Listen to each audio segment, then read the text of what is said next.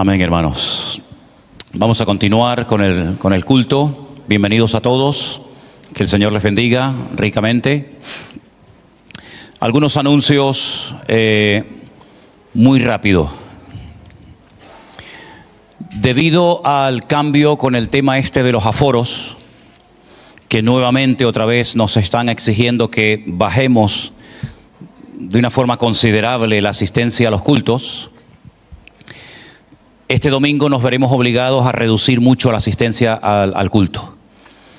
De todas maneras, ustedes anótense en ese link que están recibiendo, estén pendientes, estén atentos de la lista que publicaré el domingo a la mañana, pero lo más probable es que por casa, si sois 4, solamente van a poder venir 2, ¿vale? Y muchos de los que están aquí esta tarde no van a poder volver al culto porque hay hermanos que no asistieron el domingo pasado y solamente podemos tener ahora un 33%, menos gente todavía. ¿Qué les parece? Por eso digo que valoren mucho el culto entre semana, no lo tengan como un culto de menos importancia, porque tiene su importancia, y eso quiere decir que si a lo mejor usted no viene el jueves esperando y confiando en que pueda venir el domingo, a lo mejor tampoco va a poder entrar.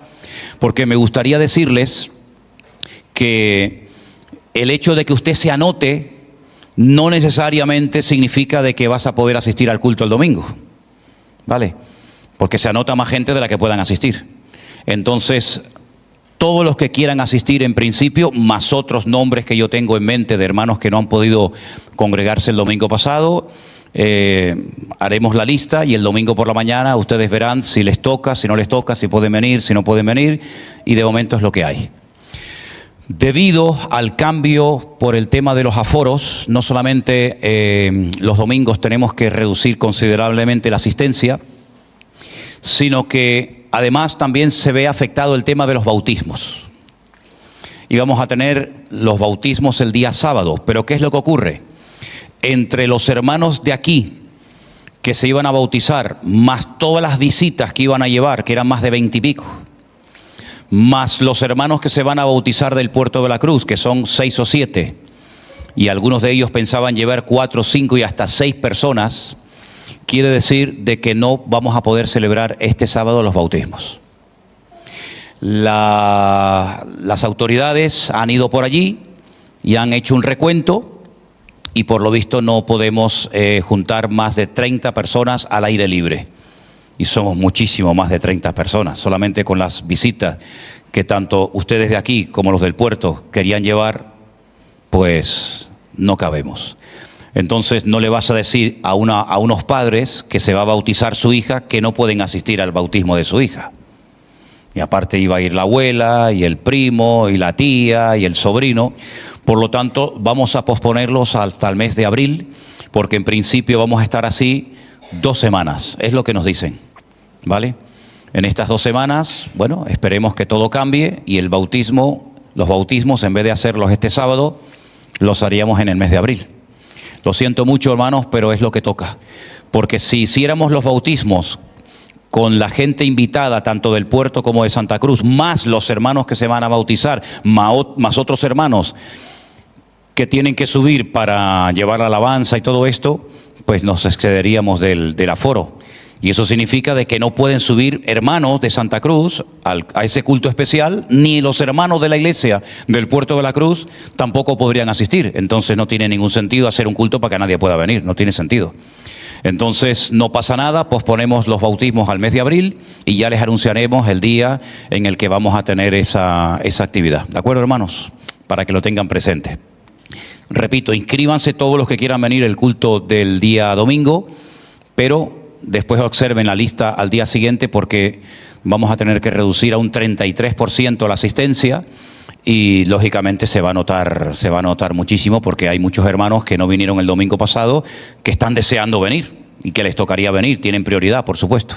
Así que esto es lo que les puedo anunciar. Amén, hermanos.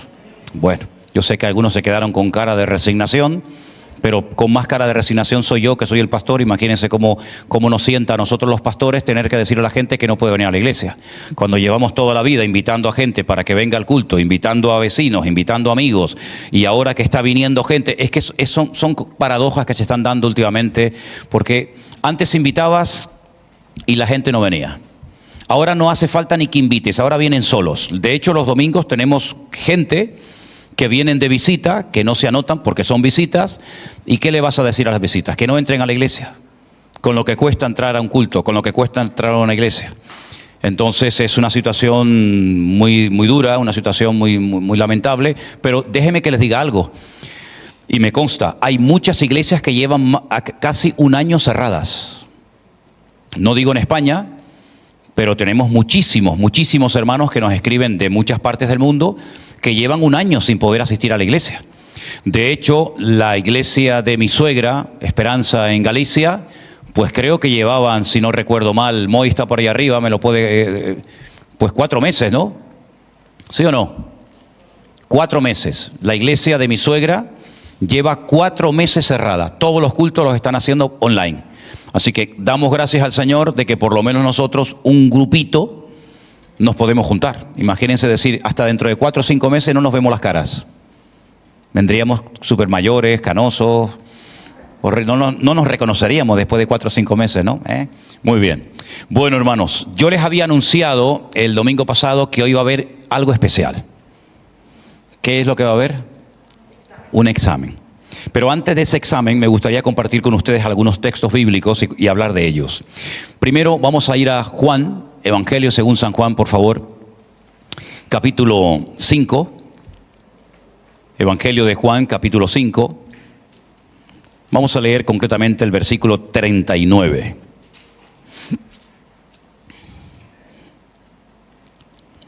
En esta larga y profunda conversación que el Señor Jesucristo está llevando a cabo, que arranca muchos versículos antes, llega un momento en el que Él dice a los que le están escuchando: escudriñad las Escrituras,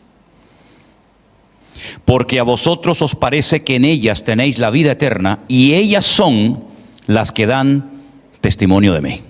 El mismo Señor Jesucristo le dice a los oyentes y por lo tanto también a sus discípulos, que una de las cosas que se tienen que acostumbrar a hacer es a escudriñar las Escrituras. La palabra escudriñar significa examinar con mucha atención. No se trata de una lectura superficial, para que si alguien te pregunta: hermano, ¿leíste hoy la Biblia? Diga sí, pero no te enteraste de nada. No, escudriñar es profundizar en el texto, prestar atención. Y bueno, yo lo he dicho en otras ocasiones, lo vuelvo a repetir ahora: si en algún momento cuando ustedes están leyendo la Biblia no entiendes una palabra, oye, automáticamente al diccionario. Porque es cierto que en la Biblia hay una terminología, hay una serie de expresiones, una serie de palabras que no se suelen emplear, digamos, a diario, y son palabras que a veces realmente no sabemos lo que significan. Entonces, al diccionario de la Real Academia Española, o si puedes, a lo largo de tu vida, pues cómprate un buen diccionario bíblico, porque hay términos que si tienes un buen diccionario bíblico, puedes aprender muchísimo acerca del significado de esa palabra. Así que, repito, escudriñar es examinar con mucha atención, pero también significa tratando de averiguar los detalles de lo que estás leyendo. ¿Cuántas veces me han oído decir, y he puesto el ejemplo de la persona que se va a la playa a bañar, y bueno, se mojó, entró, salió, se divirtió, pasó una mañana entretenida y se fue a su casa, pero no vio absolutamente nada? Pero otra persona que se puso, en fin, unas gafas, unas aletas, un tubo, bajó un poquito y vio algo más, ¿verdad? Algún pececito, alguna cosita. Pero aquellas personas que tienen la oportunidad de bajar a las profundidades con botellas de oxígeno, pues ven un mundo realmente extraordinario. Porque la verdad es que estar en el fondo del mar es otra cosa, es otro mundo. Ves cosas que jamás en la vida, si estás allá arriba, nunca vas a poder ver. Exactamente igual ocurre a la hora de acercarte a la palabra de Dios. Si lees de una forma rápida, mecánica, sin pararte, sin indagar, sin escudriñar, sin prestar atención, te vas a perder muchísimos detalles que si te paras y dices, bueno, vamos a ver, ¿qué significa esta palabra? ¿A quién se le dijo? ¿Por qué se le dijo? ¿En qué momento histórico? ¿En qué contexto cultural se dijo esta palabra? ¿Esto qué es? ¿Es una profecía? Esto es una promesa. Esto es algo que se dijo a una persona en particular, intransferible para otras, pero de la cual yo puedo extraer una información y una aplicación a mi vida. Todas esas preguntas nos las tenemos que hacer. Por eso es muy, muy importante estudiar hermenéutica. Y ahí tenemos material, gracias al Señor, en esta iglesia hay material en cuanto a hermenéutica, que es la ciencia que nos ayuda a la correcta interpretación de los textos bíblicos. Porque es muy habitual, es muy común que la gente lea la Biblia y que sin preguntarse por qué se dijo esa palabra, por qué se dio ese mandamiento, por qué ocurrió eso, pues se lo apliquen directamente y luego crean una falsa expectativa. Hay hermanos que están creyendo en versículos, creyendo que son promesas y no tienen nada que ver con una promesa, pero ellos han hecho una interpretación muy particular, muy privada, y están sacando el texto fuera del contexto y montan un pretexto, que es lo que se suele decir, ¿no? Por lo tanto, escudriñar es un deber de todos y de cada uno de nosotros. Yo no quisiera preguntar si ya todos los que están aquí presentes y los que están en casa siguiéndonos, ya habéis leído por lo menos una vez en vuestra vida la Biblia completa, de Génesis a Apocalipsis, porque nos llevaríamos muchas sorpresas. Hay creyentes que llevan toda la vida en la iglesia y todavía no han leído toda la Biblia. Todavía no han leído toda la Biblia y llevan toda la vida en la iglesia.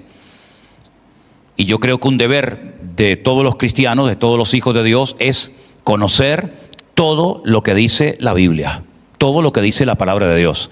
Que no nos suene a chino cuando se habla de un personaje, de un lugar, de un acontecimiento, de un milagro, de lo que sea, sino que para nosotros sea familiar, conocido, ¿verdad? Saber de lo que trata ese pasaje, saber ordenar cronológicamente los acontecimientos. Esto pasa mucho con el tema de escatología, es decir, el estudio de los acontecimientos finales. Sí, la gente ha oído algo de una marca, de una bestia, de un 666, de un falso profeta, de un anticristo, unas trompetas y unas cosas, pero a la hora de poner todo eso en orden no saben poner las cosas en orden.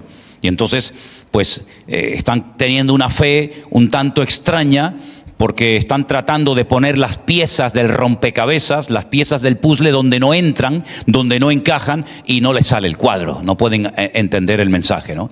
Por lo tanto, escudriñar es un deber de todos y de cada uno de nosotros, no solamente del pastor, que es el que más tiene que escudriñar la palabra, evidentemente, sino de todos ustedes, porque todos ustedes tienen exactamente la misma Biblia que yo tengo conmigo aquí en el púlpito en este día.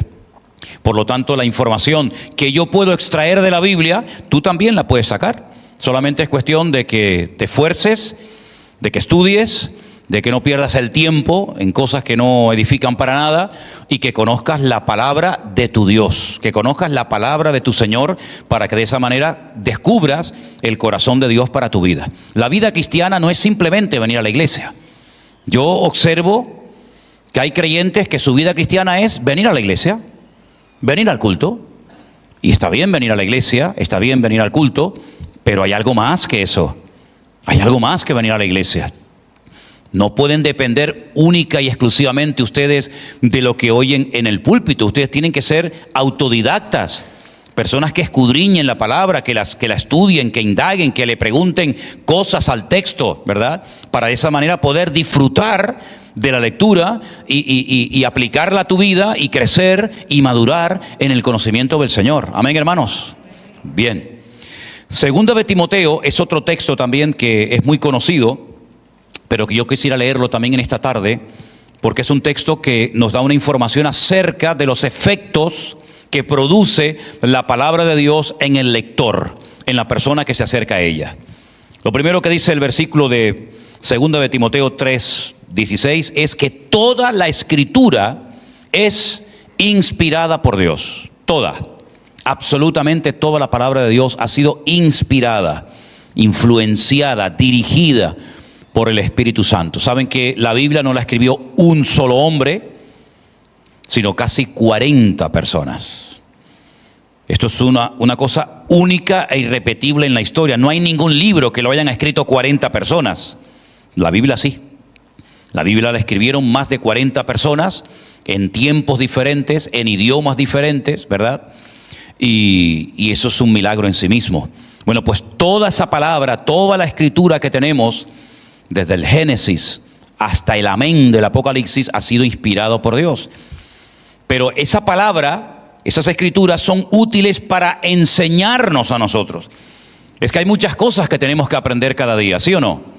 La palabra te enseña, la palabra redarguye, es decir, te sacude el alma, la conciencia, te corrige, te instruye en justicia. Es decir, los efectos positivos que produce la palabra de Dios en el lector son tremendos. ¿Cuántas veces hemos oído en este tiempo que estamos viviendo: las escamas se me cayeron de los ojos, la luz vino a mi vida, Dios habló a mi corazón cuando me acerqué a su palabra y el Señor me habló a través de ella? Es que es así, hermanos. Es que la palabra a veces cuando la lees dice: lo que he estado haciendo no está bien. Yo creía que estaba bien. Yo pensaba que lo que estaba creyendo, practicando era correcto. Y resulta que cuando te acercas a la palabra de Dios, pues resulta que era al revés, totalmente diferente a lo que te habían enseñado desde pequeño. Porque la palabra de Dios corrige, la palabra de Dios redarguye, la palabra de Dios instruye. Y dice en el versículo 17 que el objetivo de todo eso es a fin de que el hombre de Dios sea perfecto. Si te choca la palabra perfecto, sustitúyela por la palabra completo, ¿vale? Que es lo mismo. A fin de que la persona que estudia y escudriña las Escrituras sea completo. Que no sepa mucho de una cosa y luego nada de otras, sino que sea completo, ¿verdad? En todas y cada una de las áreas de su vida. Porque la Biblia te ayuda a vivir una vida equilibrada. La Biblia te ayuda a llevar una vida sana. La Biblia te ayuda en tus emociones, en tus recuerdos, en tu presente, en todas y cada una de las áreas de tu vida. El Señor quiere que tengas equilibrio, que seas completo, enteramente preparado para toda buena obra. Por lo tanto, lo que el Señor se trae entre manos, si me permiten la expresión, es prepararnos, instruirnos de tal manera que no solamente nos podamos autocorregir a través de la bendita palabra de Dios, sino que después podamos también instruir y enseñar a otras personas en los caminos del Señor. ¿Se acuerdan ustedes? Y hace poco se hablaba de este pasaje bíblico aquí en este púlpito, de aquel hombre etíope, eunuco, funcionario de una reina en Etiopía, que volvía sentado en su carro desde Jerusalén, leyendo al profeta Isaías. ¿Os acordáis del pasaje, verdad? El famoso etíope eunuco. Bueno, pues el hombre iba leyendo, pero no entendía nada. ¿Qué te parece? ¿De qué sirve leer si no entiendes? Y entonces Felipe, aprovechando que leía nada más y nada menos que el capítulo 53 del profeta Isaías, le hace una pregunta y le dice: ¿tú entiendes lo que lees? Interesante pregunta, ¿no? Yo te preguntaría en algún momento: ¿lo que estás leyendo lo entiendes? Y él dice: no entiendo. No sé si el autor está hablando de sí mismo o está hablando de otro. ¿Te das cuenta que si Felipe no lo hubiera ayudado? ¿Te das cuenta que si Felipe no se hubiera acercado a ese carro a instruirle, a corregirle, a enseñarle, ese hombre hubiera llegado a Etiopía interpretando la Biblia de una manera equivocada? ¿Te imaginas el error que hubiera cometido?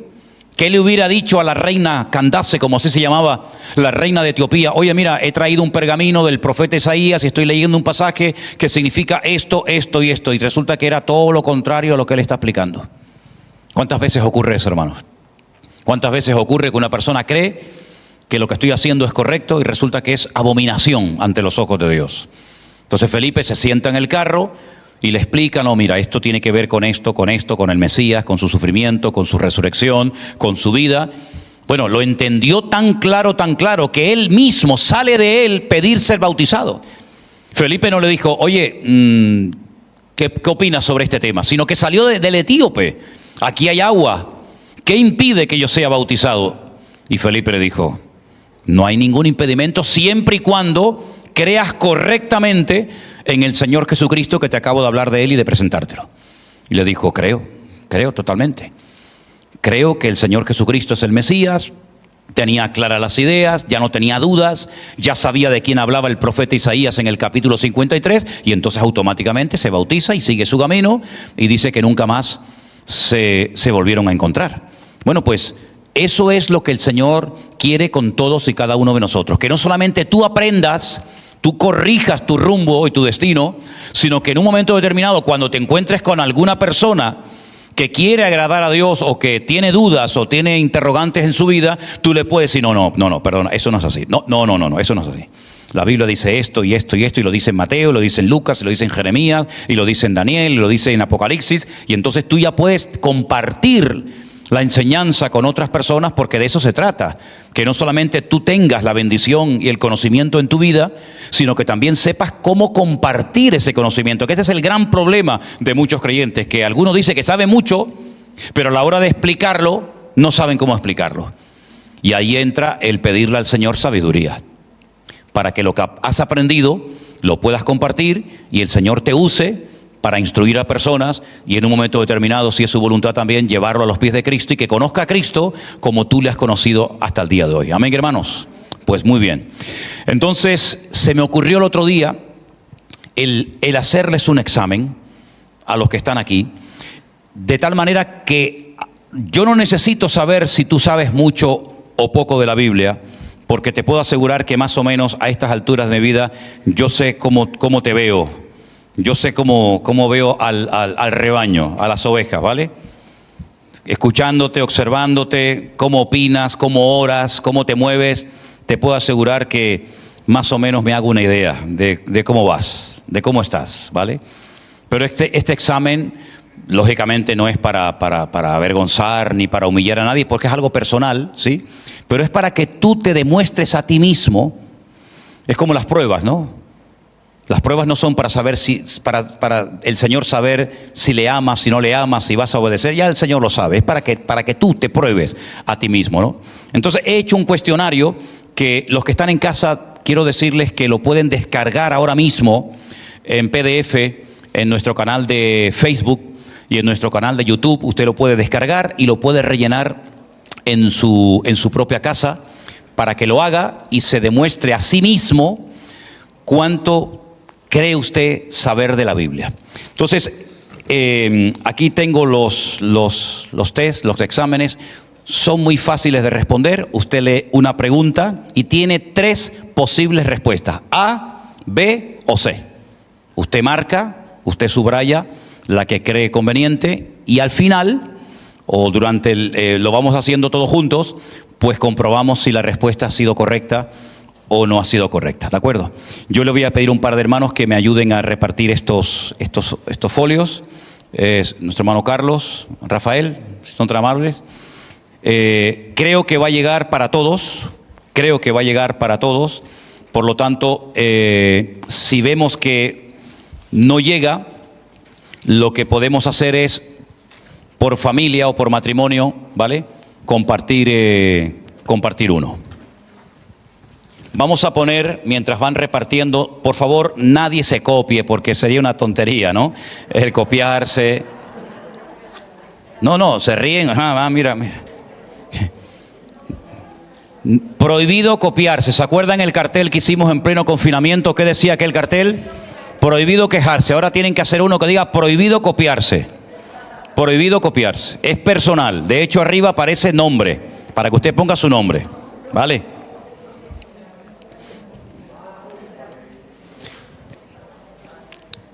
Son un total de 25 preguntas en 3 folios. Yo dije el otro día que todos tenían que traer lápiz. Yo lo había dicho. Los que se acordaron, si lo pueden sacar. Lamento si no trajeron, pero yo dije el otro día, hermanos, recuerden que el jueves todos tienen que traer un bolígrafo para responder a las preguntas que yo les voy a hacer. Aquí me sobra uno por si a alguien le falta. Todavía tengo alguno por aquí, Rafael.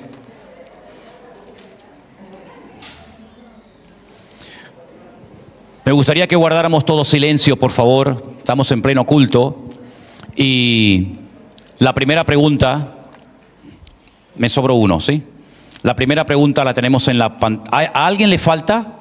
Porque lo que puedo hacer es leer directamente de la pantalla y darle a una persona el que me sobra.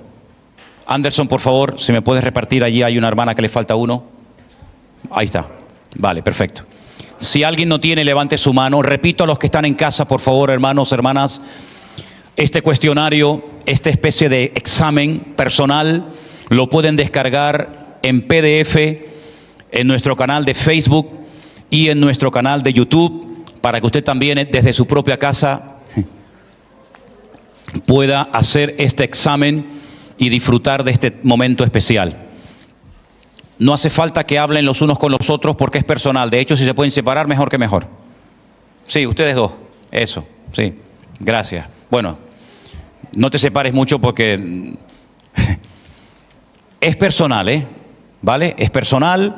Y la primera pregunta, con 3 posibles respuestas, es: ¿cuántos libros tiene la Biblia? A, 39, B, 66, C, 42. Usted tiene que subrayar o poner un círculo al lado de la letra que considera oportuna. Esa sería la primera pregunta. La segunda pregunta: ¿en qué idioma se escribió el Nuevo Testamento? A, en hebreo, B, en arameo o C, en griego. Usted anote, subraye la respuesta que considere. Vuelvo a repetir por si alguien se acaba de incorporar ahora al culto.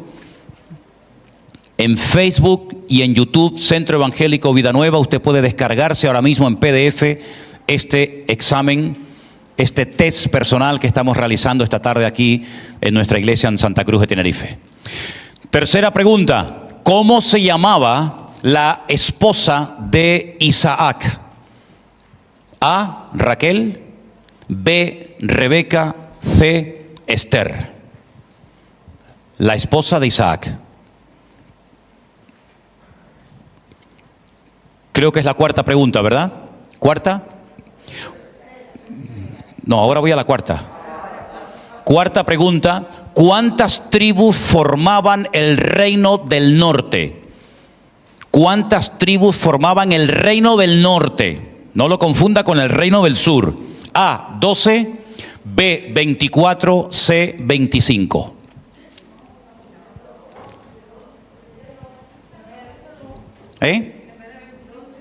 O 2, perdón, es que me salió ahí en la pantalla, o 2, sí, disculpen, 2.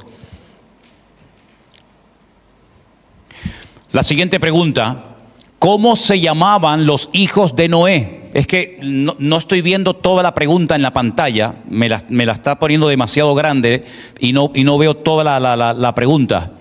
Entonces, ¿cómo se llamaban los hijos de Noé? No tengo el test aquí. Rafael, ¿me puedes pasar ese que está ahí, por favor? Porque lo han puesto demasiado grande en esa pantalla y lo estoy leyendo mal. Entonces, la pregunta es: los hijos de Noé, A, Zabulón y Neftalí, B, Jacob y Esaú, C, Sem, Can y Jafet.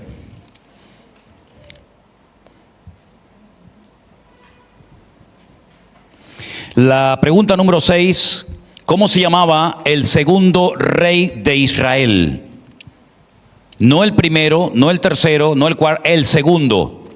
A, Saúl, B, Salomón, C, David. Pregunta número 7. Espero que los que estén en casa estén disfrutando y participando con nosotros de este test que estamos celebrando aquí en directo. 8 menos 10 de la tarde en las Islas Canarias. Pregunta número 7. ¿Quién escribió el libro de Proverbios? A, David, B, Moisés, C, Salomón. Elija usted la respuesta que considere la correcta.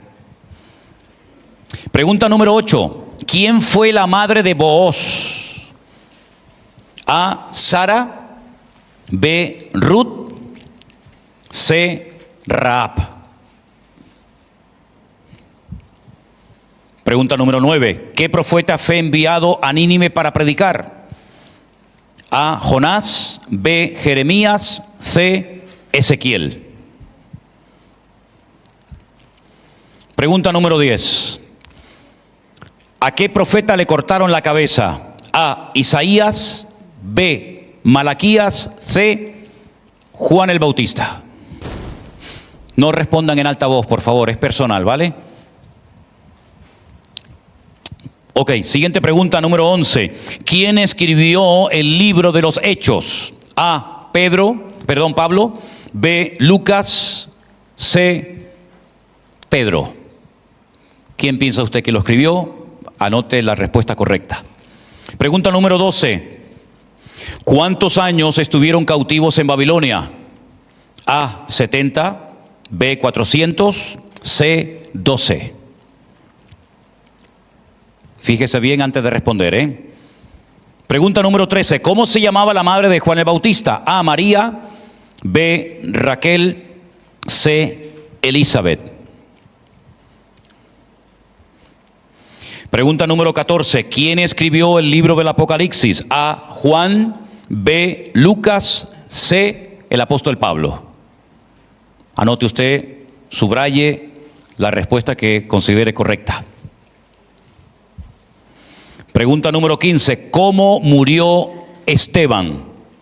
Si prestaron atención al mensaje que Anderson dio hace poquito, lo sabrá. Murió crucificado, respuesta A, B, de muerte natural, o C, apedreado. Pregunta número 16. ¿Cuál es el salmo más largo de la Biblia? A, el 150, B, el 119 o C, el 91. ¿Qué tal lo llevan, hermanos? ¿Bien? ¿Creen que van a aprobar? Tenemos 10 viajes gratis a Israel para los que aprueben, con todos los gastos pagados, ida y vuelta, hoteles de 5 estrellas, 4 comidas al día, paseo en camello por el desierto del Negev. Pregunta número 17. ¿Dónde nació el Señor Jesucristo? A, en Jerusalén, B, en Nazaret, C, en Belén de Judea. Pregunta número 18. Seguro que en casa muchos hermanos que nos están viendo en esta tarde en directo están disfrutando mucho. Pregunta número 18. ¿Quién fue el sucesor de Moisés? A, Josué, B, Caleb, C, José. Pregunta número 19. ¿Quién dijo: de oídas te había oído, mas ahora mis ojos te ven? A, Salomón, B, Daniel, C, Job. Pregunta número 20. Nombre de la isla donde pastoreaba Tito. A, Chipre, B, Creta, C, Patmos, la isla de Patmos. Pregunta número 21. ¿Qué profeta amonestó al rey Saúl? A, Samuel, B, Natán, C, Juan el Bautista. Penúltima pregunta, número 22. ¿Cómo se llamaba el marido de Noemí? A, Kelión, B, Elcana, C, Elimelec. Y última pregunta, la 25. ¿Qué reina quiso matar al profeta Elías? A, la reina Basti, B, la reina Esther, o C, la reina Jezabel. Estas eran las 25 preguntas. ¿Alguien, bueno, me imagino, todas las han contestado todas? ¿Todas las han respondido? ¿Algunas no? Bueno, lo que vamos a hacer ahora a continuación es dar respuesta a las preguntas y usted mismo corrija si ha errado o no ha errado en las preguntas que hemos hecho en esta tarde. La primera pregunta: ¿cuántos libros tiene la Biblia? ¿Qué respondieron ustedes, hermanos? Exactamente, la respuesta correcta era la B, 66 libros, 39 en el Antiguo Testamento y 27 en el Nuevo Testamento. ¿Cuántos respondieron bien a esta pregunta? Muy bien, gloria a Dios. La segunda pregunta, ¿en qué idioma se escribió el Nuevo Testamento? ¿Hebreo, arameo o griego? Griego, exactamente. El griego fue el idioma del Nuevo Testamento. Número 3, ¿cómo se llamaba la esposa de Isaac? ¿Raquel, Rebeca o Esther? ¿Seguro? ¿No era Raquel? A ver, ¿quién respondió Raquel? Pues no, era Rebeca. Era Rebeca. Rebeca, respuesta número B. Raquel, ¿de quién era esposa? De Jacob. De Jacob. Pregunta número 4. ¿Cuántas tribus formaban el reino del norte? ¿2? No, señor. El reino del norte lo formaban... Está mal. Disculpen. Está mal. Era una pregunta trampa. Ahí me equivoqué yo porque puse A 12, B 24, C 2 y la respuesta correcta es 10. 10. Bueno, no se hagan los listos ahora. No se hagan los listos ahora. 10 tribus en el norte se llamaba al reino del norte Israel. 2 tribus al sur que se llamaba el reino de Judá, aunque era Judá y Benjamín, ¿vale? Disculpen, la pregunta 4 era 10. Pregunta 5, ¿cómo se llamaban los hijos de Noé? Sem, Can y Jafet, exactamente. La respuesta era la C. ¿Cómo se llamaba el segundo rey de Israel? David. ¿Y el primero? ¿Y el tercero? ¿Y el cuarto? Llegan hasta el 3 nada más, ¿no? Bueno, venga, muy bien. Pregunta número 6, ¿cómo se llamaba? Número 7. ¿Quién escribió el libro de Proverbios? ¿Quién? ¿No fue David? Fue Salomón, exactamente. Salomón.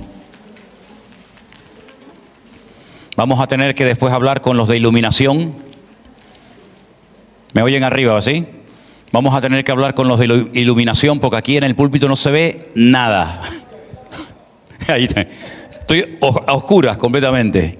Vamos a tener que poner algo aquí encima de la cabeza o algo. Pregunta número 8. ¿Quién fue la madre de Booz? ¿Seguro? ¿No fue Ruth? Rahab, exactamente. Aquella mujer de la ciudad de Jericó. Y Booz se casó con Ruth, pero su madre se llamaba Rahab, exactamente. La 9. ¿Qué profeta fue enviado a predicar a Nínive? El profeta Jonás, exactamente. Respuesta número A. ¿A qué profeta le cortaron la cabeza? ¿A Isaías, a Malaquías o a Juan el Bautista? A Juan el Bautista, así es. ¿Quién escribió el libro de los Hechos? Pregunta 11. ¿Alguien contestó otra cosa? ¿Tú qué contestaste? Lucas. Lucas escribió el libro de los Hechos, exactamente. Pregunta número 12. ¿Cuántos años estuvieron cautivos en Babilonia? 70. El 400, ¿qué tiene que ver? Con el tiempo que estuvieron en Egipto, pero 70 estuvieron cautivos en Babilonia. Muy bien. Pregunta número 13. A ver qué dicen los que están en casa. Mañana, seguramente por la mañana me mandarán un montón de mensajes y de fotografías. Yo lo hice, este es mi examen. Ya verás, mañana va a haber fotografías para parar un tren. ¿Cómo se llamaba la madre de Juan el Bautista? Elizabeth. Muy bien, Elizabeth. ¿Quién escribió el libro del Apocalipsis? Pregunta 14. Juan, exactamente. El apóstol Juan. Pregunta 15. ¿Cómo murió Esteban? Apedreado. Muy bien. ¿Alguien puso otra respuesta? ¿No? Muy bien. Vamos a la pregunta número 16. ¿Cuál es el salmo más largo de la Biblia? ¿No era el 150? No. No, el más chiquito es el 117. Y el más largo el 119. Muy bien. Pregunta 17. ¿Dónde nació el Señor Jesucristo? ¿En Jerusalén, en Nazaret o en Belén? ¿Seguro? En Belén de Judea. Se crió en Nazaret, pero nació en Belén de Judea. ¿Quién fue el sucesor de Moisés? Josué, exactamente. No fue ni José ni Caleb, sino respuesta a Josué. Pregunta 19. ¿Quién dijo? A ver, ¿quién contestó a esta pregunta? De oídas te había oído, mas ahora mis ojos te ven.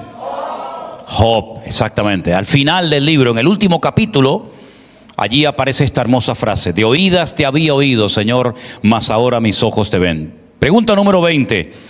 Nombre de la isla donde pastoreaba Tito. Chipre, Creta. Había 3 opciones: Chipre, Creta o Patmos. A ver, Creta. Pastoreaba en Creta. A los cretinos, perdón, a los cretenses. A los cretenses. Respuesta número o letra B. Pregunta número 21. ¿Qué profeta amonestó al rey Saúl? Samuel. Natán, ¿a quién amonestó? A David. ¿Y Juan el Bautista? A Herodes, exactamente. Pregunta número 22. ¿Cómo se llamaba el marido de Noemí? Kelión no. ¿Elcana o Elimelec? A ver, ¿quiénes respondieron? Por ejemplo, Kelión. Kelión y Malión eran los hijos de Elcana y de Noemí, exactamente. Pero en este caso la respuesta era Elcana o Elimelec. Vamos a comprobarla en el libro de Ruth. Vamos al capítulo 1 de Ruth, primer capítulo del libro de Ruth, para que se queden tranquilos y ahí van a comprobar la respuesta. Alguien busque Ruth capítulo 1, por favor. Los primeros versículos, ¿quién lo tiene? Ruth capítulo 1. Elena, ¿tienes tu Biblia a mano? ¿Algún hermano? Rafael. Ruth capítulo 1. ¿Qué dice? Elimelec. Elimelec y Noemí tuvieron a Kelión y a Malión. Eso es, muy bien. Y tenemos la última pregunta. ¿Qué reina quiso matar al profeta Elías? Jezabel. La reina Basti fue la anterior a la reina Esther, pero la perversa Jezabel fue la que le puso precio a la cabeza del profeta Elías. Bueno, hermanos, pues, ¿cuántos han aprobado? Solamente tenemos 10 billetes. ¿Cómo hacemos? Gloria a Dios. Es muy importante, queridos hermanos, que ustedes sean estudiantes fieles y constantes de la Biblia, para que conozcan la palabra del Señor, para que cuando se predique de cualquier tema, de cualquier personaje, de cualquier persona, ustedes puedan disfrutar y puedan entender el mensaje que se está dando en ese momento. Porque hay muchos hermanos que cuando se está predicando la palabra, pues no saben lo que se está diciendo porque no conocen ese pasaje bíblico. Yo les pediría a todos y a cada uno de ustedes, por favor, que en este año hagan un esfuerzo por leer como mínimo 4 capítulos cada día de la Biblia. Si usted se propone seriamente, por ejemplo, lo puede hacer 2 del Antiguo Testamento y 2 del Nuevo Testamento, ¿vale? O 4 del Antiguo o del Nuevo. Si usted se propone seriamente todos los días durante este año leer 4 capítulos de la Biblia antes de que llegue el mes de diciembre, ha leído toda la Biblia. Sé que hay capítulos que son más fáciles de leer que otros, lo reconozco. Sobre todo cuando llegan a esa parte de las famosas genealogías. Vengan hombres y más nombres, y este engendró a fulano y este. Pero todo eso tiene una razón de ser. Y cuando usted conoce todos esos nombres, toda esa trayectoria, toda esa forma como Dios fue tratando y preparando a su pueblo, usted puede disfrutar de todas las predicaciones, de todos los estudios bíblicos, de todo lo que se comparta, porque usted va a saber de lo que se está hablando y no va a estar ahí en el aire sin saber por dónde van los tiros. Vamos a orar en esta tarde y pedirle a nuestro Dios que ponga en nosotros apego a su palabra. No hay desgracia peor que un creyente que no tiene un apego y un amor a la palabra de Dios. El autor del Salmo 119, y se cree que fue el mismo rey David, dijo: cuánto amo yo tu ley, Señor. Enséñame, muéstrame las maravillas de tu palabra. Y vamos a pedirle al Señor en esta tarde que nos dé mucho amor por su palabra, que la leamos, que la memoricemos y sobre todo que la pongamos en práctica y que podamos cada día de nuestra vida escudriñar las Sagradas Escrituras sabiendo que Dios nos habla a través de ellas, hermanos. Enséñele la palabra a sus hijos, aunque sean pequeños, mejor todavía, a sus nietos. Memoricen la palabra de Dios. Es un ejercicio extraordinario tener el cerebro entrenado, preparado, ocupado. La palabra de Dios es comparada con muchas cosas, con un pan que alimenta el alma, con un martillo que golpea la roca, con una espada, la espada del Espíritu, que nos ayuda a desbaratar todos los dardos de fuego del maligno y sus maquinaciones, juntamente con otras partes de la armadura. Señor, en esta tarde te damos gracias porque tú nos has dado un regalo maravilloso, Señor. Tenemos el cuadro completo, no falta nada, no sobra nada. Tu palabra es perfecta y maravillosa. Cuánto la amamos, cuánto anhelamos leerla, estudiarla cada día de nuestra vida. Señor, que en nuestras vidas el amor a tu palabra, el apego a tus sagradas escrituras sea algo normal y natural en cada uno de nosotros. Ayúdanos, Señor, a dedicar cada día tiempo a leerla, a memorizarla, a compartirla, porque conociendo tu palabra te conoceremos a ti, Señor.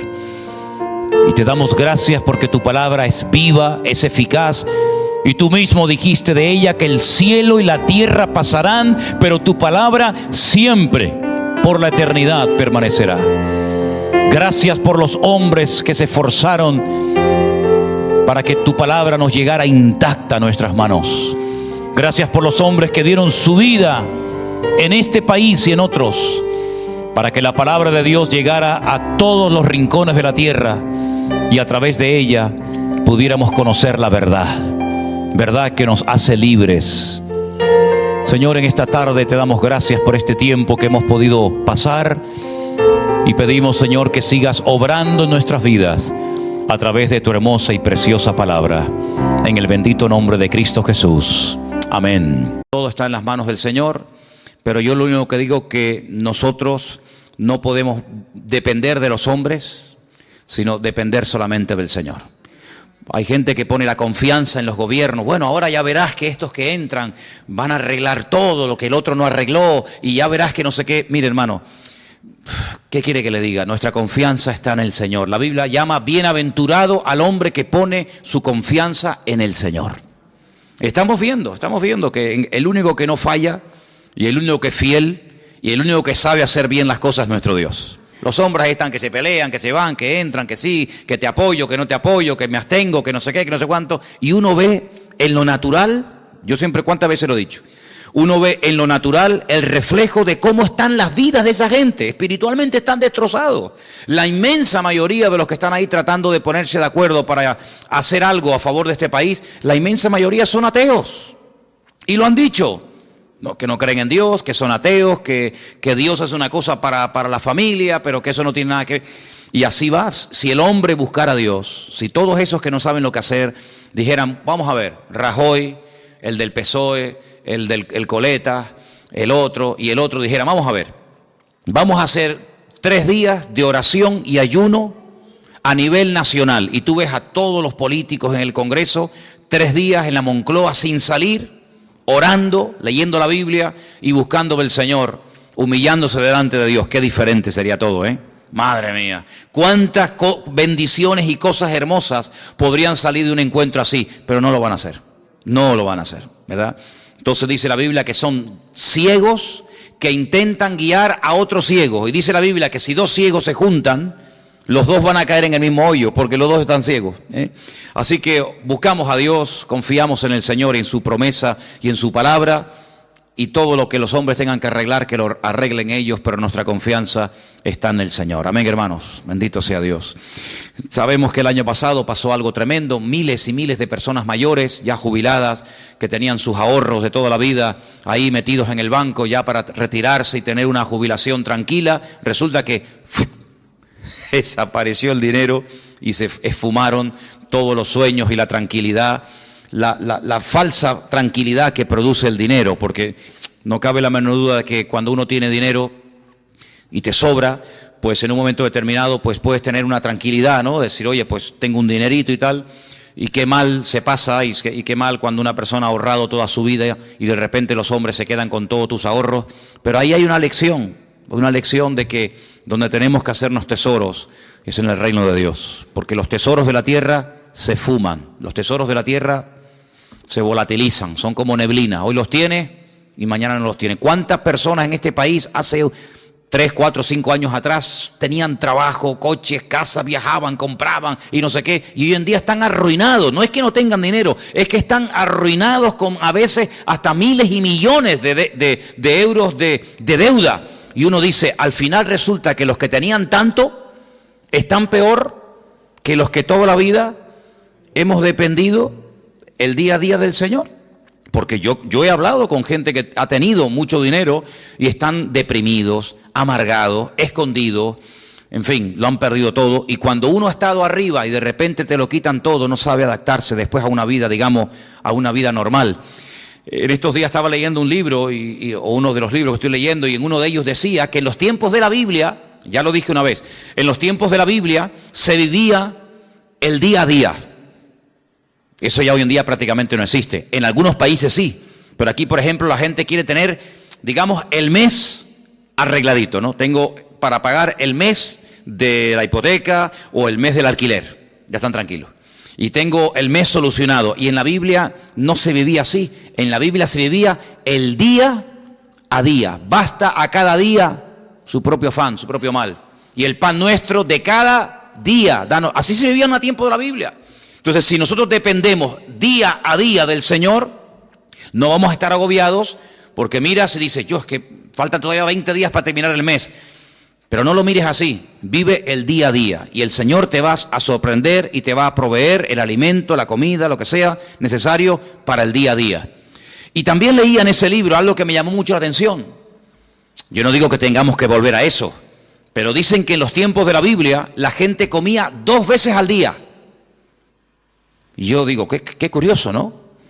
Yo creo que todos comemos de más. Es decir, si nosotros ahora mismo nos quedáramos 15 días sin comer, seguro que nadie se moría. Hombre, fatiga tendríamos todo, a ver si me entiendes. Pero seguro que con todos los michelines y con toda la grasa y con todo lo que llevamos dentro, pues en la Biblia se comía 2 veces al día y estaban contentos. Sin embargo, hoy en día, mínimo, 3, y como tengas chicos jóvenes, pues 4 o 5, ¿eh? Y como estés aburrido en casa, venga, y hay gente que cuando están ansiosos y están nerviosos les da por comer. ¿Qué te parece, amigo? Y a otros les da por comprar, y a otros les da por cualquier otra cosa. Qué diferente es la vida de un cristiano, amén, hermanos. Qué diferente tiene que ser nuestra vida, en medio de todo este caos y en medio de todo este lío. En fin, hermanos, hoy comencé a leer otra vez el precioso y maravilloso libro del Apocalipsis. Quiero llevarles a él, está en el último libro de la Biblia. La palabra Apocalipsis es una palabra griega, no es una palabra española, aunque se emplea para películas y para títulos de novelas de Hollywood y todo esto. Pero la palabra Apocalipsis es una palabra griega que significa revelación, algo oculto que se da a conocer. En los tiempos de la Biblia, revelación era algo que no se podía ver, pero que había un momento en el que Dios permitía que se pudiera ver o entender pues lo que estaba oculto a los ojos naturales. Por ejemplo, cuando se cogían los rollos, no eran libros, sino eran pergaminos, eran rollos, y cuando se abrían los rollos, ese acto de desenrollar el rollo, el pergamino para leerlo, a ese acto se le llamaba revelar, porque era algo que estaba oculto, no era como hoy en día. Yo veo que muchos de ustedes Y espero que todos tengan su Biblia particular. Entonces lo que yo voy a leer hoy, usted en su casa lo puede leer cuando quiera, porque hoy en día todos tenemos Biblia. Por ejemplo, una de las cosas que quiero hacer este año, ya se lo anticipo, y estoy moviéndome un poquito y tengo que hablar con Margarita y tal, es hacer una campaña de distribución de Biblias. Por ejemplo, a mí me encantaría que este año nos pusiéramos todos de acuerdo y pudiéramos decir, vamos a repartir a lo largo del año, por ejemplo, por poner algo, 1000 Biblias. Entre los hermanos del norte y nosotros vamos a ponernos de acuerdo y distribuir 1000 Biblias. Entonces hoy me dio por meterme en internet y vi que hay Biblias enteras, del Génesis hasta el Apocalipsis, por $2.50. Y tú dices, pero ¿cómo puede ser tan barato una Biblia? Vamos a ver, no es una Biblia de cuero, una Biblia de estas preciosas, sino es una Biblia normal, sencillita, pero tiene lo mismo que una Biblia de esas grandotas. $2.50. Y tú te vas, por ejemplo, a un bar y te tomas un cortado y te cobran ¿cuánto? A veces, en algunos sitios me han cobrado ahí €1. Que yo digo, madre mía, €1 un cortado y una cosita así. Pues una Biblia que te cambia la vida, una Biblia que es la palabra de Dios. El apóstol Juan dijo, yo no he escrito, él dice en su evangelio, yo no he escrito todo lo que le di hacer al Señor. Y todo lo que él dijo, yo no lo escribí. Porque si me hubiera puesto a escribir una por una, todo lo que hizo y todo lo que dijo, en el mundo no cabrían los libros. Porque hizo tantas cosas el Señor. Dice, pero estas palabras que yo les he escrito, las he escrito para que creyendo en ellas tengáis vida eterna. Entonces yo digo, un libro que te da vida eterna, un libro que te aclara dudas, un libro que te responde a preguntas, un libro que trae bendición a la familia, que trae bendición a tu vida, por $2.50, 2 cortados. Como quien dice. Entonces yo pienso que sería muy bueno, y de hecho lo vamos a hacer, en este año ponernos una meta, no sé, 500, 600, 800, 1000 Biblias, y entre todos vamos a hacer una especie de campaña, ya les diré cómo tengo pensado hacerlo, para repartir la palabra de Dios. Porque hoy en día cualquier persona en su casa puede tener Biblia. Bueno, si ustedes van a mi habitación, pues yo no sé cuántas Biblias puedo tener, pues yo calculo mínimo 15 o 20 Biblias tengo que tener, como mínimo. Aparte Nuevos Testamentos y a lo mejor, ¿verdad?, en diferentes idiomas y tal. Pero en aquellos tiempos no. En aquellos tiempos no existía la imprenta. En aquellos tiempos había que ir al templo o había que ir a la sinagoga para escuchar que alguien te leyera la Biblia, pero nadie tenía la Biblia en su casa. Esto de poder tener toda la palabra de Dios, todo lo que el Señor reveló a lo largo de la historia en la mano, esto es un milagro. Esto es una maravilla, esto es una joya. Tú tienes uno de los libros más antiguos del mundo. Tú tienes aquí palabras que Dios le dijo a Moisés hace 3500 años. Es una auténtica joya. Y este libro del Apocalipsis, gracias al Señor que lo tenemos, es un libro escrito por uno de los hombres que más conoció al Señor. ¿Quién lo escribió? Lo escribió Juan. ¿Pero Juan el Bautista o Juan cuál? Juan, el discípulo Juan. Pues Juan fue un hombre que vivió aproximadamente, vamos a redondear los números, aproximadamente 100 años. Hace unos días murió en Israel el hombre más longevo del mundo, 112 años. Le quedaron muy poquitos días para cumplir 113. Era un superviviente de uno de los campos de concentración de la Segunda Guerra Mundial. 112 años. Hoy en día no es normal que una persona viva tanto. Y tampoco ni siquiera en los tiempos de Cristo. Pero Juan se cree que aproximadamente murió con 100 años. Para poner números redondos. Si Cristo murió cuando tenía y ascendió a la gloria, cuando tenía 33 años, y él estuvo 3 años con el Señor, vamos a poner un ejemplo, no lo podemos decir así totalmente, pero para entendernos, que Juan tuviera aproximadamente 30 años. Cuando el Señor lo llamó como su discípulo, Cristo tenía 30 años cuando comenzó el ministerio, pongamos que Juan tuviera 30 años. Si murió con 100 años, ¿cuántos años estuvo Juan predicando el Evangelio? 70 años. 70 años sirviendo al Señor. ¿Qué te parece? Toda una vida.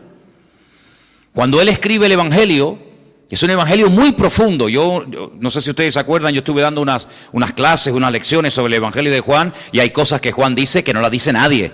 Porque claro, es que él vio al Señor muy de cerca, él vivió con el Señor, él vio cosas que ningún discípulo vio. Y cuando uno lee el Evangelio según San Juan, que repito que es muy profundo, da la sensación de que ya no hay nada más que decir del Señor. Ya te lo mostró de una manera, te lo mostró de otra. Hizo esto, hizo aquello, y hablaba así, y hablaba asado. Ya, después de leer San Juan, uno dice, ¿pero qué más se puede decir del Señor? Bueno, pues cuando este hombre está en la isla de Patmos, dice como él dice, por causa de la palabra de Dios, desterrado, recibe una revelación, y cuando tú lees el libro del Apocalipsis fundamentalmente el objetivo no es hablarte del anticristo, que habla del anticristo, o del falso profeta, que también habla de él, o de los testigos, o de los terremotos, o de las plagas. Todo eso está muy bien.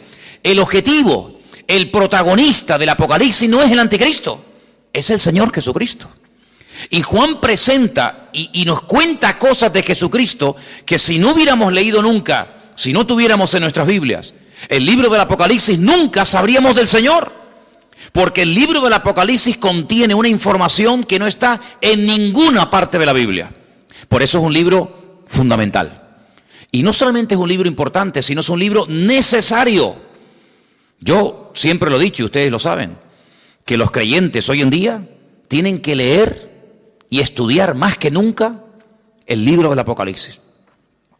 Y prestar menos atención a las noticias de la radio y de los periódicos y de la prensa, porque realmente las verdaderas noticias, las genuinas, las verdaderas, están aquí. No solamente en la Biblia, sino en el libro del Apocalipsis. El libro del Apocalipsis es un libro extraordinario, que nos da detalles tremendos, tremendos. Lo estoy leyendo otra vez, como siempre, ¿no? Detenidamente, estudiando las palabras y tal, y menciona muchas cosas del Antiguo Testamento. Por ejemplo, hoy leía acerca de los famosos 2 testigos. Los que habéis leído el Apocalipsis saben de lo que estoy hablando. Los que no lo habéis leído, pues dicen, no sé lo que es eso. Bueno, pues los 2 testigos son 2 personas de carne y hueso que estarán en los últimos tiempos predicando la palabra del Señor durante 3 años y medio. Nos dice la Biblia cómo predicarán, dónde vivirán, cómo morirán, qué les va a pasar. Todo eso lo dice el Apocalipsis. Bueno, pues de esos 2 personajes ya habla el profeta Zacarías. Ustedes van al libro de Zacarías, capítulo 4, y allí te habla de los 2 testigos. No aparece la palabra testigos, aparece la palabra, en hebreo dice la palabra hijos. La traducción dice los 2 ungidos. Y habla acerca del aceite de oliva. Sabéis que el aceite de oliva se utilizaba mucho en los tiempos de la Biblia, no solamente para cocinar, no solamente para sanar heridas, era un bálsamo, sino que también se utilizaba un aceite especial, no cualquier aceite, un aceite especial que se hacía para derramarlo sobre la cabeza de los reyes o de los profetas o de otros personajes cuando se les quería públicamente presentar como un juez, como un rey, como una persona importante, y se le llamaba ungido. La palabra ungido, Mashiach, ¿qué es? Ungido. ¿Y cómo se dice ungido en griego en el Nuevo Testamento? Cristo. La palabra Cristo es la misma palabra Mashiach del Antiguo Testamento. Pasa que una está escrita en hebreo y otra está escrita en griego. Como el Nuevo Testamento se escribió en griego y del griego se tradujo al español o al castellano, entonces cuando leemos el nombre de nuestro Señor Jesucristo, lo leemos así: Jesús, Cristo, Jesucristo. Pero Cristo no es un nombre, Cristo es un título. Es como decir, fulanito de tal, presidente del gobierno, fulanito de tal, presidente del Fútbol Club Barcelona, fulanito de tal, presidente del Cabildo. Cristo no es un nombre, es un título de una función a desarrollar. Por ejemplo, en este momento, a Benjamín Netanyahu, que es el presidente de Israel, se le llama el ungido, se le llama el Mesías. Y tú dices, ¿ah, sí? Sí, claro, porque es un hombre que ha sido capacitado para ser presidente de un país. Entonces, la palabra Mesías, la palabra Cristo, la palabra ungido, nos habla acerca de un cargo, no de un nombre. Jesús se llamaba Yeshua, porque él no era griego, él era judío, y él se llamaba Yeshua. ¿Cómo se dice Yeshua en griego? Jesús. Entonces, son las mismas palabras, pero cambiando, digamos, el nombre, la pronunciación. Juan recibe una revelación de él, dice en el capítulo 1, la revelación de Jesucristo. No es la revelación del falso profeta o del anticristo, no, es la revelación de Jesucristo.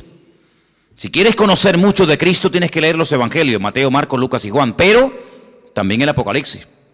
Y dice, esta revelación de Jesucristo, Dios se la dio para manifestar a sus siervos las cosas que deben de suceder pronto.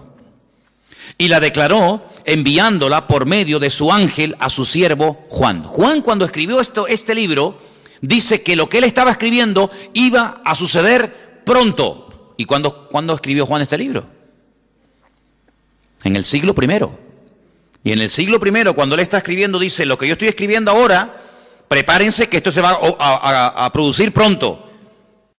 Pues si eso lo dijo en el siglo I, ahora en el siglo XXI, estamos más cerca que nunca de los acontecimientos finales, ¿sí o no? Es interesante, ¿verdad? Dice que ha dado testimonio de la palabra de Dios y del testimonio de Jesucristo y de todas las cosas que ha visto. Y ahora fíjate, es uno de los pocos libros, o prácticamente el único libro de la Biblia, que contiene una bienaventuranza para el que lo lee. La Biblia no dice: bienaventurado el que lee el libro del Génesis, que es una bendición leer el Génesis, ¿verdad? O bienaventurado el que lee el libro de Romanos. No, pero el Apocalipsis sí. Dice: bienaventurado el que lee, los que oyen las palabras de esta profecía y guardan las cosas que en ellas están escritas, porque el tiempo está cerca. Es decir, que por leer el libro usted ya es bienaventurado. Por escuchar, por oír las palabras de este libro, usted ya es bienaventurado. Y si encima de leerlo, y si encima de oírlo, además usted lo cumple y lo guarda, triplemente bienaventurado. ¿Qué significa la palabra bienaventurado? Viene de una palabra hebrea que significa, es ashrei, que significa rico. La palabra rico está entroncada con la palabra bienaventurado. Un bienaventurado, espiritualmente hablando, según el concepto bíblico, es una persona rica, espiritualmente hablando. La riqueza bíblica espiritual no tiene nada que ver con la riqueza material, ¿vale? Hay personas en la Biblia que no eran ricos materialmente hablando, pero espiritualmente hablando eran multimillonarios. Y hay personas tremendamente ricas en la Biblia que la Biblia dice que eran unos necios. Así que la riqueza material muchas veces no tiene nada que ver con la riqueza espiritual. A veces la gente dice: ay, mira, no tiene mucha fe porque no tiene dinero, como si la fe se midiera por el dinero. Cuando yo siempre he dicho que es más difícil, mucho más difícil, vivir con poco que vivir con demasiado, ¿sí o no? Si yo le doy a usted todos los meses 10.000 euros, que no los tengo, a ver si me entiende, pero si yo le diera a usted, o le dieran a usted 10.000 euros, ¿sería muy difícil la vida para ti? Uy, ¿ahora qué compro? ¿Compro el jabón más barato o el más caro? ¿Compro el champú que está muy rico o compro el más baratito? No habría problema, porque cualquier persona, pienso que en un día, media hora, se adaptaría a vivir con 10.000 euros por mes, ¿sí o no? Sin ningún problema. Pero si a usted le dan todos los meses 200 euros, entonces sí hay que hacer numeritos, Yo creo que a la ministra, a la persona que nombre ministro de Economía, tendrían que nombrar en este país a un ama de casa. No a un político de estos que le van a dar 10.000 euros por mes. Eso lo hace cualquiera, no. Tendrían que nombrar a una ama de casa, una mujer que tiene un sueldo pequeñito, que saca a los hijos adelante. Yo nombraría de ministra de Finanzas o de, ¿cómo se llama?, de Economía en este país, a una ama de casa, porque esas sí que saben administrar el dinero. Esas sí que saben que el marido le da tanto dinero y le llega. Esos son. Aquí hay un montón de ministras de Economía y pasa que no las reconocen, ¿no? Bueno, pues Juan está allí en la isla de Patmos y uno dice: bueno, ¿y qué hacía allí Juan? Si Juan vivía en Éfeso. Ustedes saben que cuando el Señor Jesucristo estaba en la cruz, le dijo a Juan que se encargara de su madre, porque Cristo iba a morir, y entonces María, según la tradición cuenta, pues resulta de que se fue a vivir con Éfeso y allí estuvo con el apóstol Juan. Pero Juan fue el único discípulo que murió de muerte natural, porque Cristo tenía 12 discípulos, uno se ahorcó, ¿sabéis, no? ¿Quién fue? Judas se ahorcó, se quitó la vida. Los otros murieron como mártires, unos crucificados, unos quemados, etcétera. Pero Juan, fue el único que murió de muerte natural. Y no es porque no quisieran matarlo, sino porque todo lo que hacían para matarlo no salía bien. Entonces los romanos decidieron ya tirarlo en la isla de Patmos, que la isla de Patmos es como la isla de Lobos, una isla de piedra, sin agua, sin nada. Allí lo botaron como un perro para que se muera de hambre.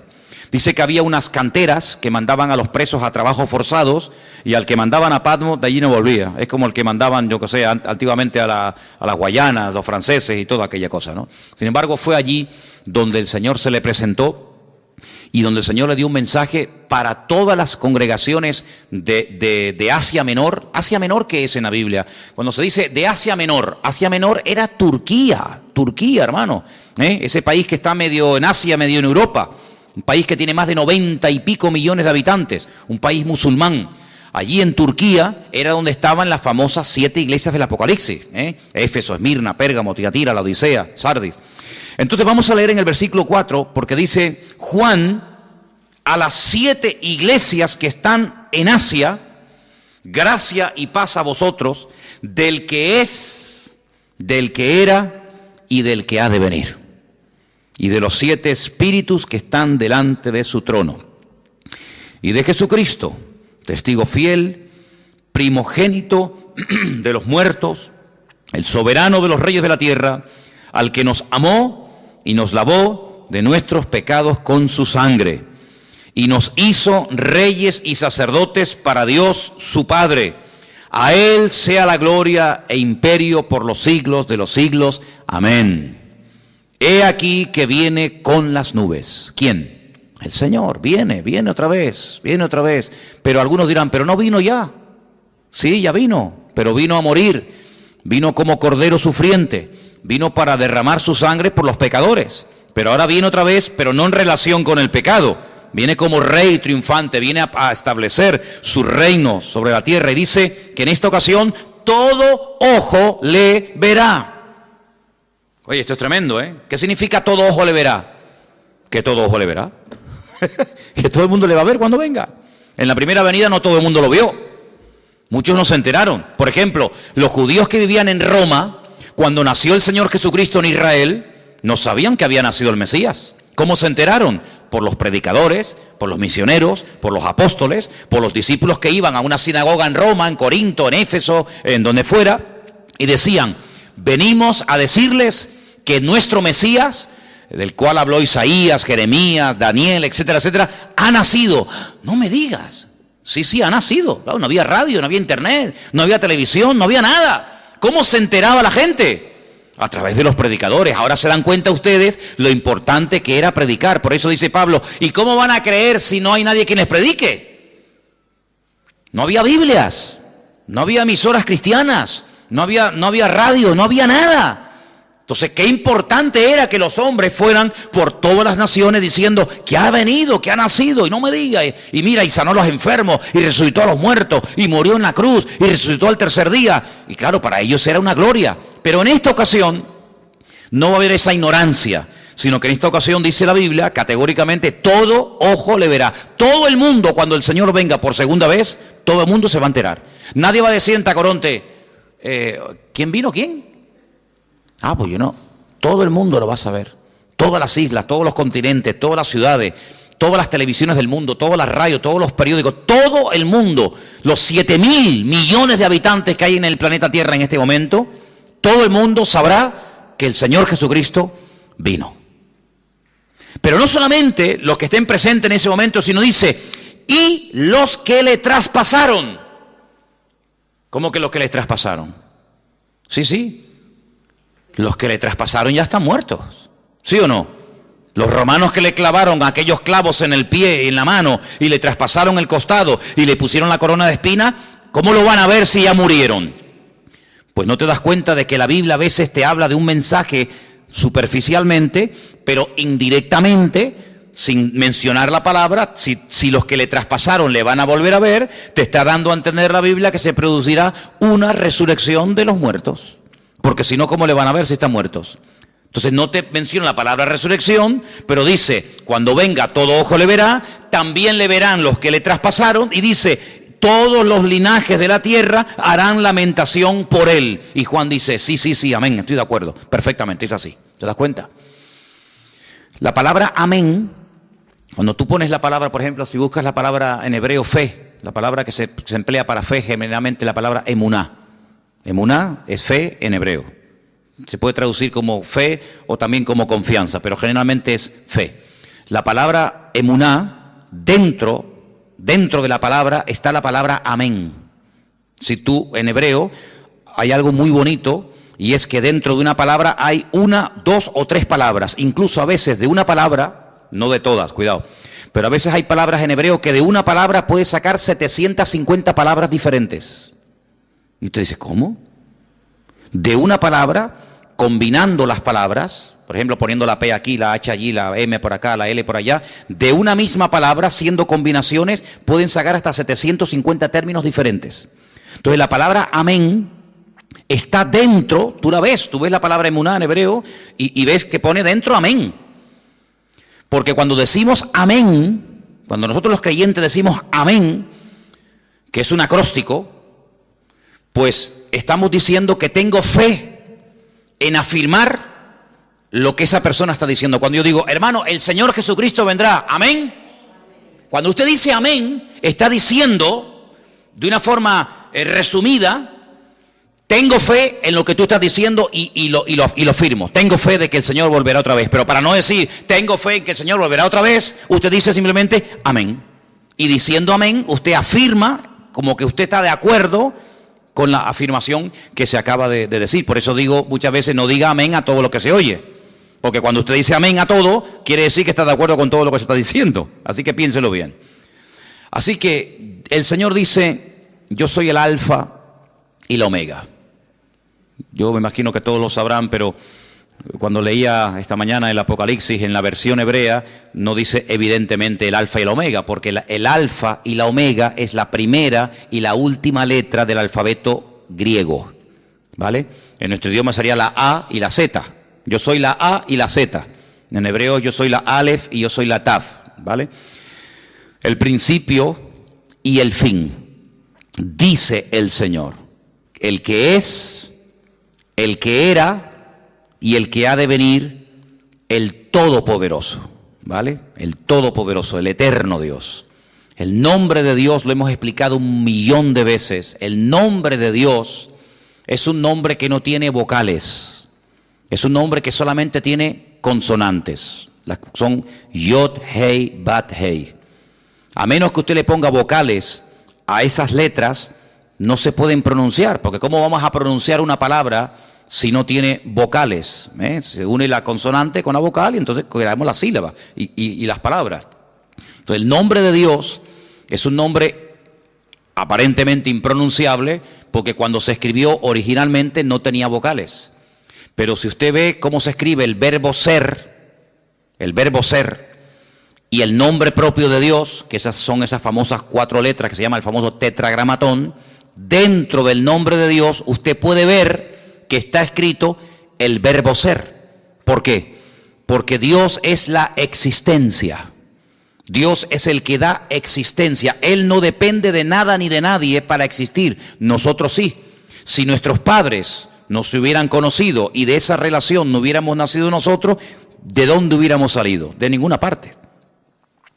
Luego nosotros somos los hijos de nuestros padres y los padres eran los hijos de nuestros abuelos y así sucesivamente.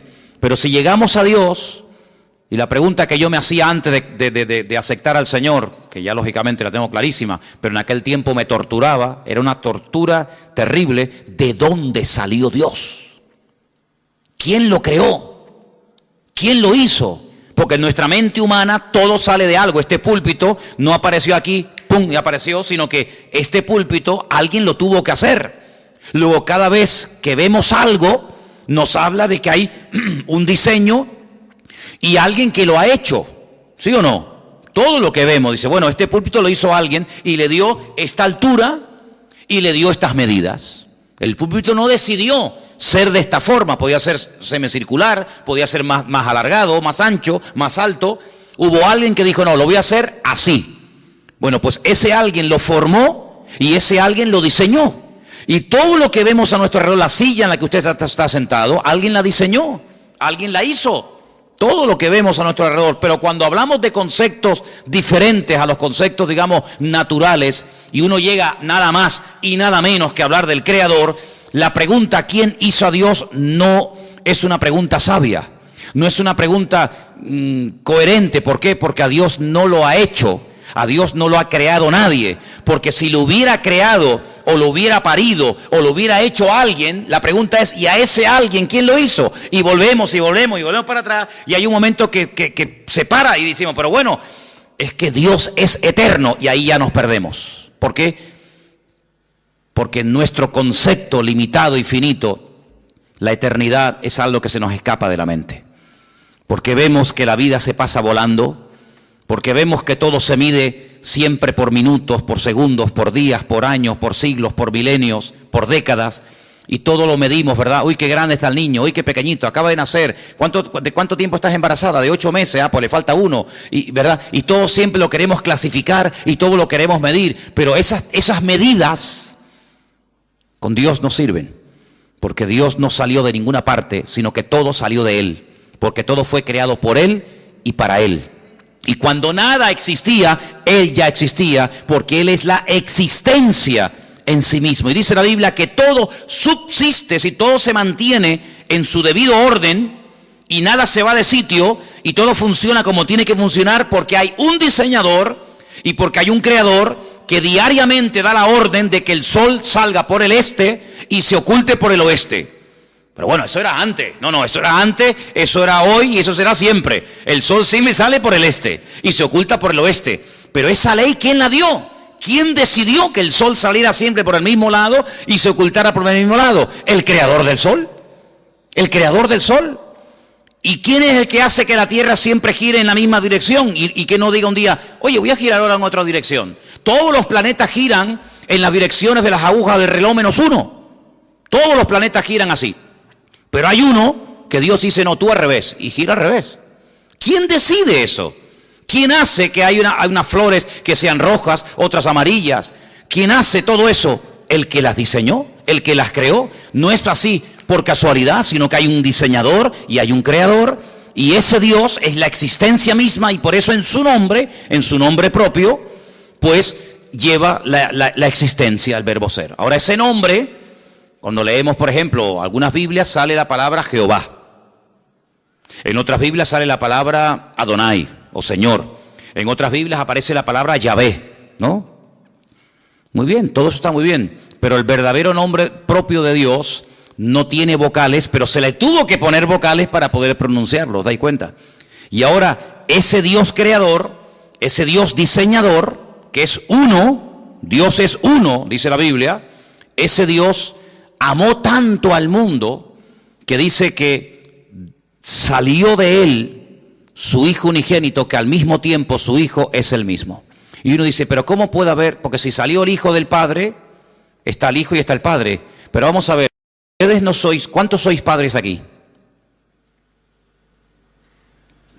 Muy bien, o madres. Bien.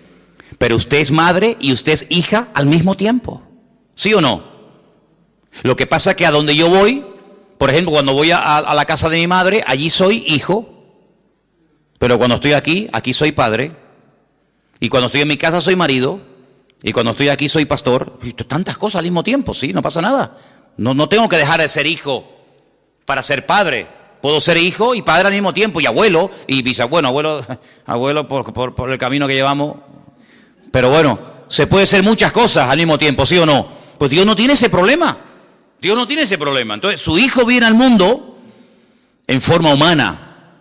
Claro, tuvo que venir en forma humana. Y por eso necesitó, pues, un estuche, un instrumento humano, como fue su madre. Y entonces, cuando Él viene a este mundo y hace su obra, hace su ministerio, se registra en los evangelios su ministerio, pero hay muchas cosas que el Señor todavía no ha hecho. Hay muchas cosas, muchos cambios, muchas maravillas que tienen que ocurrir en la creación, en la naturaleza, en la raza humana, que no están en los evangelios. ¿Y a quién y dónde le reveló el Señor lo que todavía a Él le queda por hacer? A Juan, en la isla de Patmos, a través del libro del Apocalipsis. Y esa información no era una información codificada, No sé cuántos de ustedes se acuerdan que antes el Canal Plus estaba codificado. ¿Se acuerdan? Y si no tenías el descodificador, pues no veías la película o el partido de fútbol. Te hacía falta un aparato para descodificar una señal que tú en abierto no tenías. Bien, el libro del Apocalipsis no es un libro codificado, de tal manera que tú lo lees y dices, yo no entiendo nada. No, un momento. El libro del Apocalipsis es un libro que está muy claro, muy claro.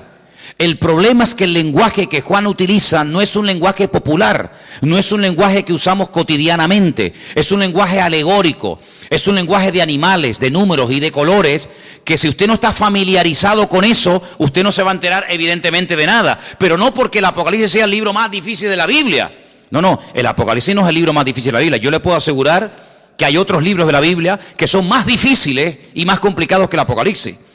Porque el Apocalipsis lo bueno que tiene que al ser el último, ¿me explico? Al ser el último en el canon, en la lista, toma elementos de otros libros que si usted los ha leído y los conoce, cuando llegues al Apocalipsis, ahora sé lo que es el dragón, ahora sé lo que es el caballo, ahora sé lo que es el león, ahora sé lo que es el oso. ¿Pero cómo lo sé? Porque he ido pasando por 65 libros que le preceden. Entonces, hermano, cuando usted hace todo el recorrido, claro, yo a nadie le aconsejo que se compre una Biblia por primera vez y se meta a leer el libro de Apocalipsis, porque puede tener pesadillas. Porque el pobrecito dice, madre mía, ¿y esto es la Biblia? Un dragón que sale corriendo detrás de una mujer, ¿verdad? Que echa fuego por la boca. El otro que 7 cuernos en la cabeza, dice, madre mía, ¿cómo está esta gente, no? ¿Verdad? Pero es que para poder entender el libro del Apocalipsis, primero hay algo que pocas veces se dice, pero es para mí fundamental. Y es que usted tiene que conocer al protagonista del libro del Apocalipsis. Y el protagonista del libro del Apocalipsis es nuestro Señor Jesucristo. Cuando usted lo conoce a Él, usted sabe, permítame la expresión, por dónde van los tiros. Eso es como cuando antiguamente, ya eso no existe, pero cuando antiguamente los padres miraban a los hijos, ¿qué le estaba diciendo? Ibas de visita, ¿no? A una casa. Entonces tu padre se te quedaba mirando y te estaba diciendo, sin palabras, o te comportas, o te voy a dar un jaquimazo que te voy a poner la cabeza así para atrás. Con la mirada, era un mensaje telepático, ¿no? Te miraba así, y ya hasta agachabas la cabeza porque te estaba diciendo, te voy a dar una que te vas a enterar, sin palabras, porque ya lo conocía. Pero esa mirada se la daba a lo mejor a otro niño y el niño ni se enteraba.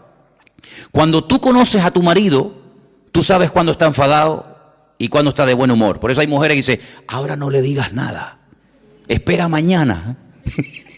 No, yo le digo ahora. No le digas ahora porque encima vas a cobrar. Espérate a mañana, que ya verás como mañana es otro ser humano. En la Biblia hay momentos en los que si usted no conoce al autor, usted no se va a enterar del espíritu, de la actitud, de por qué el Señor dijo eso. Y esto que le estoy diciendo no es broma, porque dice la Biblia que cuando Pedro estaba afuera con los romanos calentándose en el fuego, ¿se acuerdan? Que llegó aquella chica y le dijo, mira, acá hay otro, este es uno de ellos. Y él decía, no, yo no soy de ellos. Lea usted en la Biblia. Y hay un momento en el que dice que la mirada de Cristo se cruzó con la de Pedro. Cristo dice así. Tú estás diciendo, no, yo no le conozco. Y Cristo dice así. Y se le quedó mirando. Y dice la Biblia, lea esto, léalo, es tremendo. Dice, y saliendo lloró amargamente. ¿Qué mirada le habrá lanzado el Señor? No, yo no le conozco, yo no sé quién es, yo no quiero saber nada de ese hombre. Diciendo, ay, Pedro, que tú no me conoces a mí, Pedro. ¿Pero qué estás diciendo, criatura? Lo rompió, ya con la mirada dijo, madre mía, lo que estoy así, salió corriendo y se echó a llorar porque no pudo aguantar aquello, una mirada que lo rompió, ¿verdad? Que lo rompió. Entonces, cuando uno va al libro de Apocalipsis, uno puede leer comentarios y puede preguntar a este y al pastor tal, y puede leer, pero si tú no conoces al autor, el libro te va a sonar a chino. Y que yo sepa aquí, nadie sabe hablar chino.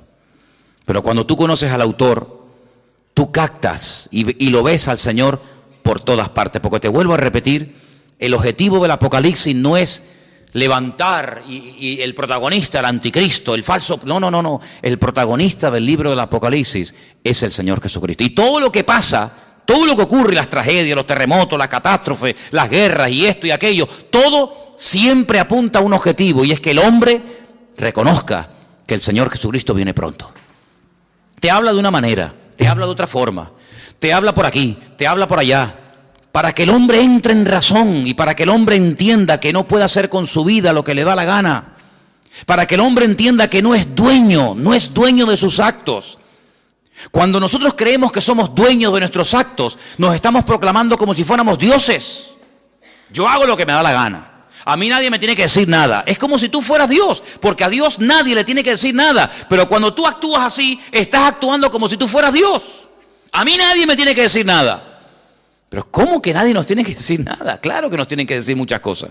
Entonces, en el libro del Apocalipsis, Juan, a un viejito de 100 años, que lleva 70 años predicando el Evangelio, le dice: Juan, escribe, ponte a escribir lo que vas a ver, lo que ya has visto y lo que te voy a contar. Y entonces él empieza a escribir y a escribir y a escribir cosas tremendas, tremendas. Pero fíjate lo que dice, por ejemplo, en el versículo 10, cuando el Señor le dice a Juan que escriba, hay una cosa muy importante que tenemos que tener en cuenta, y es cómo estaba, con qué actitud estaba Juan. Dice el versículo 10, yo estaba en el Espíritu en el día del Señor, y oí detrás de mí una gran voz, como de trompeta.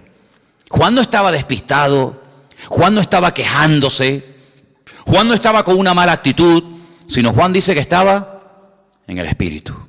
Y eso es muy importante. ¿Cuántas veces me habéis oído a mí decir que la actitud marca la diferencia? ¿Sí o no?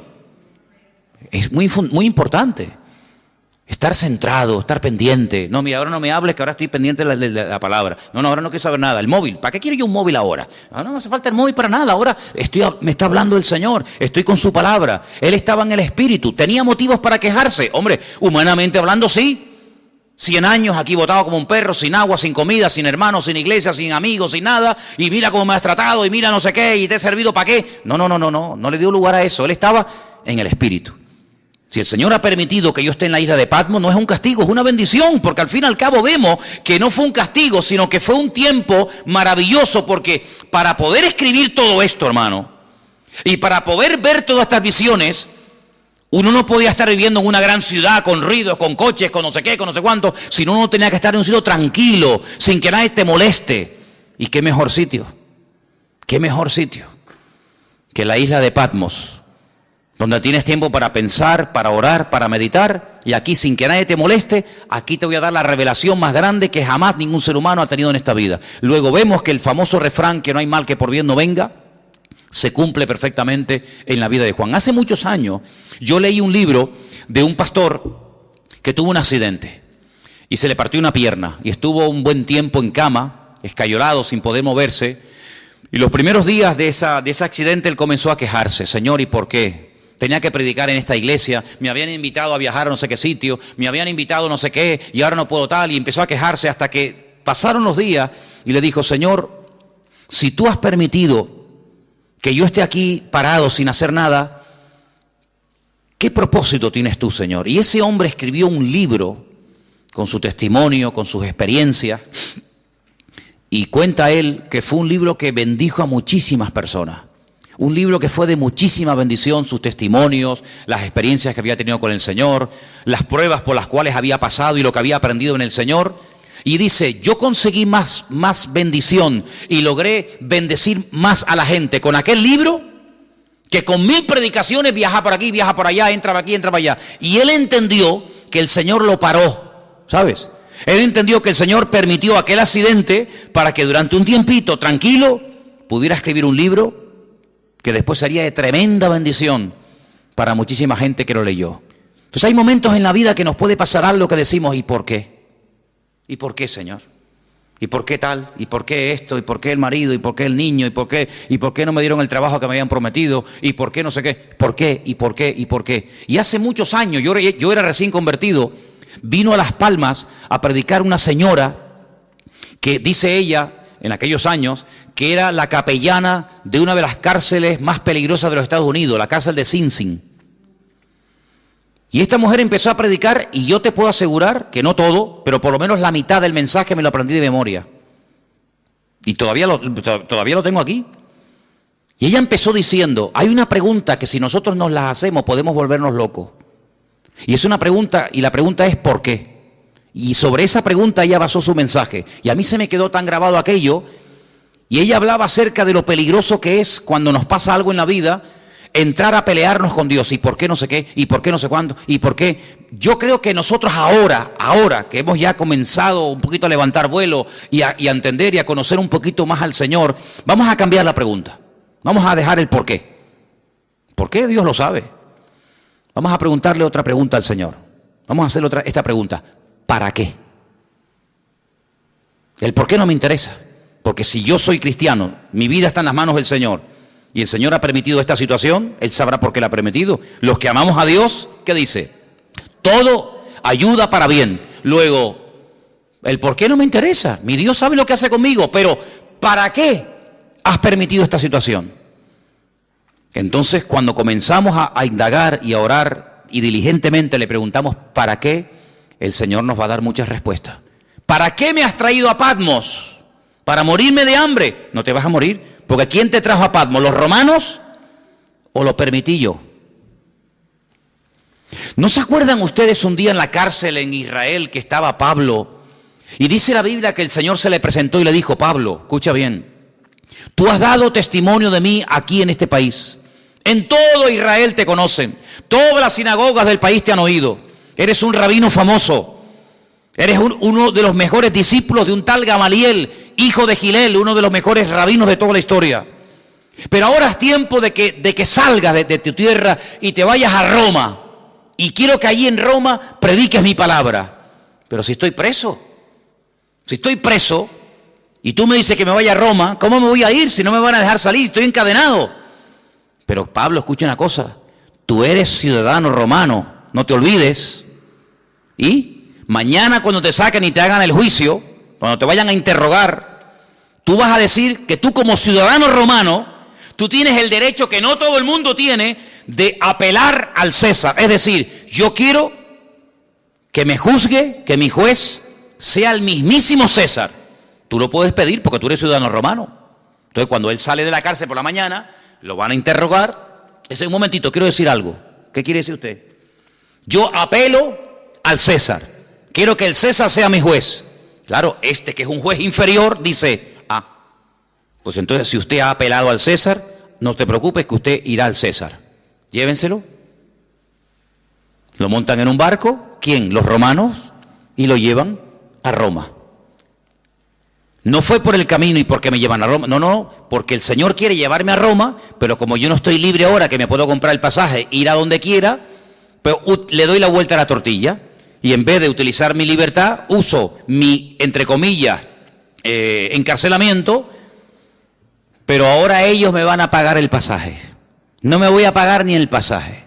Me van a pagar ustedes el pasaje, me van a pagar ustedes la comida y me van a llevar al mismísimo César de Roma. Pero ¿quién va a ir a darle testimonio al César de Roma? ¿Quién? ¿Uno por la calle? No. O un preso o uno que pertenezca a la corte de Roma. Entonces, si no eres de la corte de Roma, pero eres un preso con ciudadanía romana, tienes derecho a que te juzgue el César de Roma. ¿No os dais cuenta que todo ayuda para bien? ¿Dónde nació Pablo? En Tarso. ¿Qué era Tarso? Una pequeña colonia romana. Y dice que las personas que estaban allí, a través de su padre, él obtuvo la ciudadanía romana. ¿Quién sabe si en algún momento Pablo, como judío fanático que era en aquel momento, habrá dicho, ¿y yo para qué quiero la ciudadanía romana? ¿Yo para qué quiero ser romano? Ahora no lo entiendes. Estos asquerosos romanos, este imperialismo que ha venido aquí a dominar nuestra tierra. Sí, pero estos, el día de mañana van a ser el instrumento que Dios va a utilizar para llevarte nada más y nada menos que a Roma, al hombre más poderoso de la tierra. Y allí fue.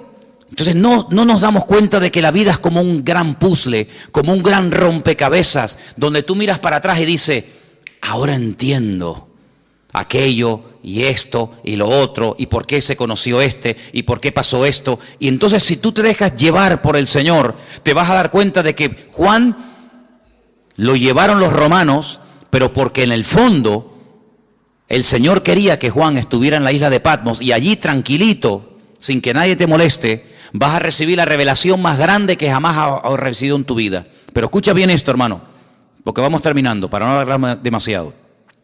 Antes de darte revelación para otros, y antes de darte mensaje para iglesias, y para pastores, y para otras personas, el primero que tiene que recibir el mensaje eres tú.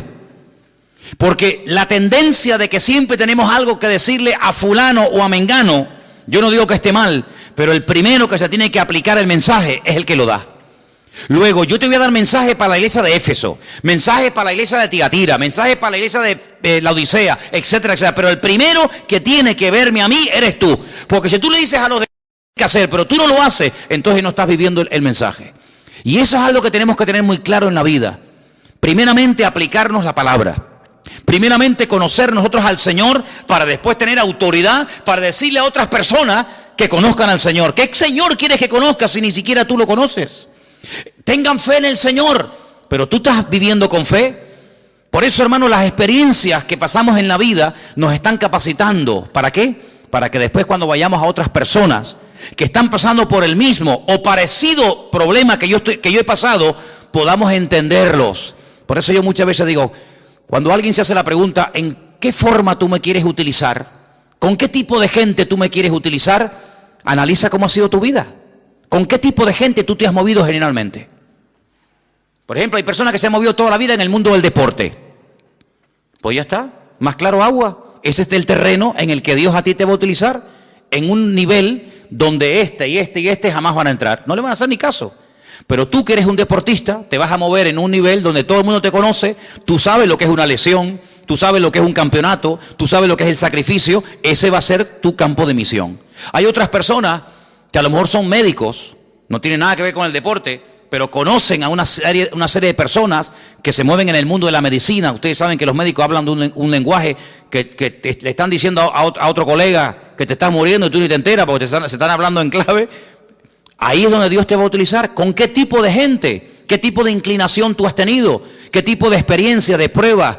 ¿Qué tipo de dificultades tú has tenido? Por ahí van los tiros. Por ahí donde el Señor te va a utilizar. Claro, Dios te puede abrir nuevos campos. Claro, siempre lo hace. Pero generalmente utiliza tu pasado para que después tú en el futuro puedas servir al Señor con efectividad. Porque Dios no te va a meter, a menos que te haga un milagro y una transformación, Dios no te va a meter en un terreno en el que tú no sabes moverte. Dios te va a poner en un terreno en el que tú sabes moverte. Por ejemplo, ¿quiénes son las mejores personas para ayudar a otros drogadictos a salir de la droga? Un mismo drogadicto. Ustedes saben, los chicos que vienen los domingos a la iglesia. Dino. Si algún día oyen un testimonio de Dino, ese chico estuvo en la droga, pero es que ahora él puede ayudar a otros. ¿Y quién mejor que una persona que ha estado con depresiones toda la vida para ayudar a una persona deprimida? ¿Y qué mejor que una mujer separada para entender a otra mujer separada? ¿Y qué mejor que una mujer que ha sido violada o abusada para entender a otro que está pasando por eso? Hermano, no nos damos cuenta de que todo nuestro pasado es el terreno que Dios ha ido preparando para abrirnos puertas, para servirle a Él en el futuro. Entonces, en este libro, el primero que tiene que tener las cosas claras es Juan. Y quiero terminar leyendo estas últimas palabras. Yo estaba en el Espíritu en el día del Señor, dice versículo 10. Oí detrás de mí una voz, como de trompeta, y me dijo, yo soy el Alfa y el Omega, el primero y el último. Escribe en un libro lo que ves, envíalo a las 7 iglesias que están en Asia. Y ahora las menciona. Éfeso, Esmirna, Pérgamo, Tiatira, Sardis, Filadelfia, la Odisea. Las 7 iglesias. En su momento hablaremos de ellas. ¿Por qué estas 7 y no otras? Todo tiene una razón de ser. Pero le dijo, escribe. Ahora cuando vayamos al retiro, no sé si ya lo habéis leído, yo creo que esa parte le toca a los jóvenes.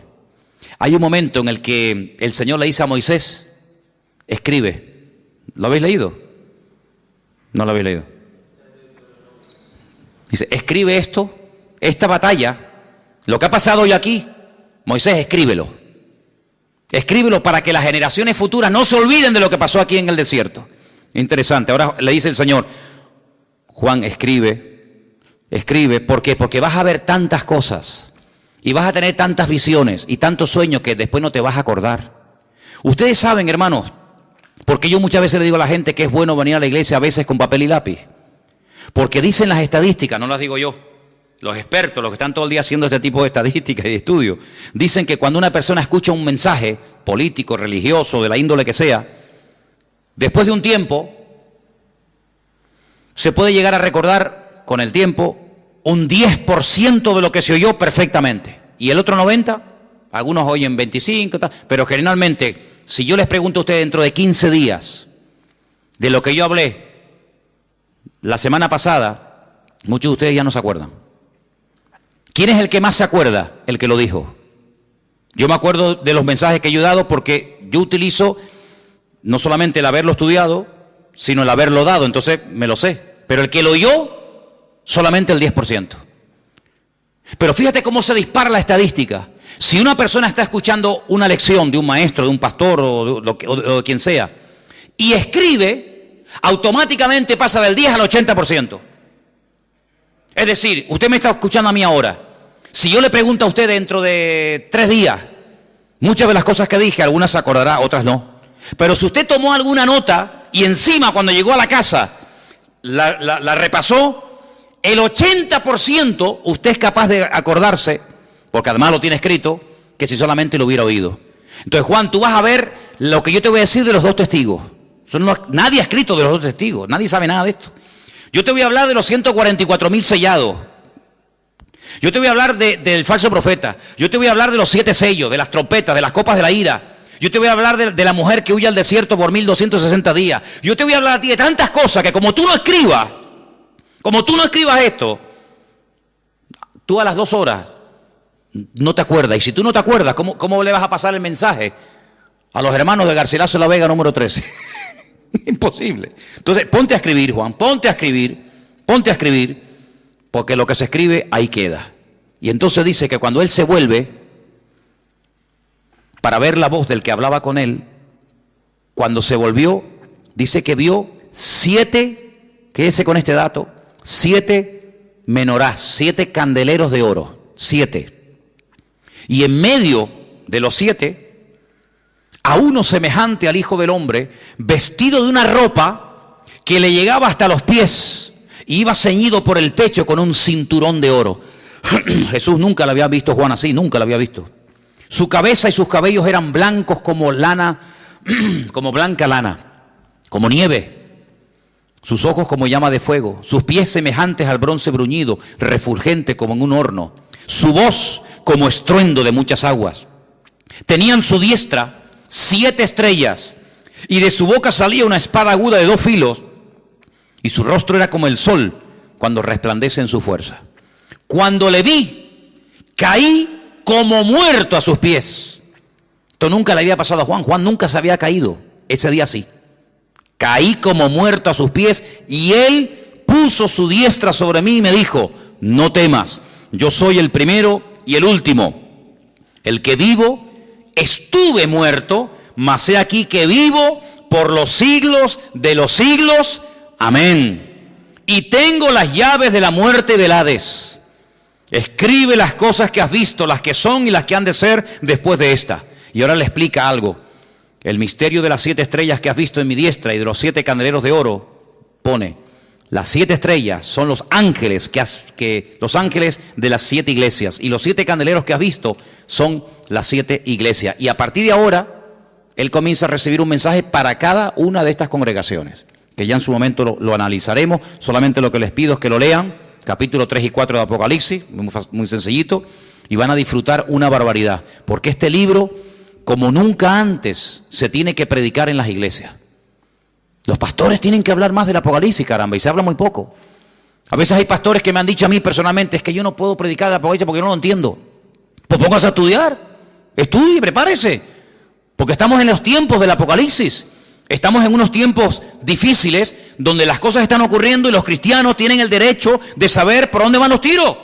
Si falta mucho, si falta poco, cuáles son las señales, cuáles no son las señales, y todo eso lo tenemos, gracias a Dios, en este libro maravilloso que es la Biblia, y encima de la Biblia el libro del Apocalipsis, que lo vamos a estar viendo, Dios mediante. No quiero que nadie en esta congregación diga: ay, pero es que el libro del Apocalipsis es muy difícil.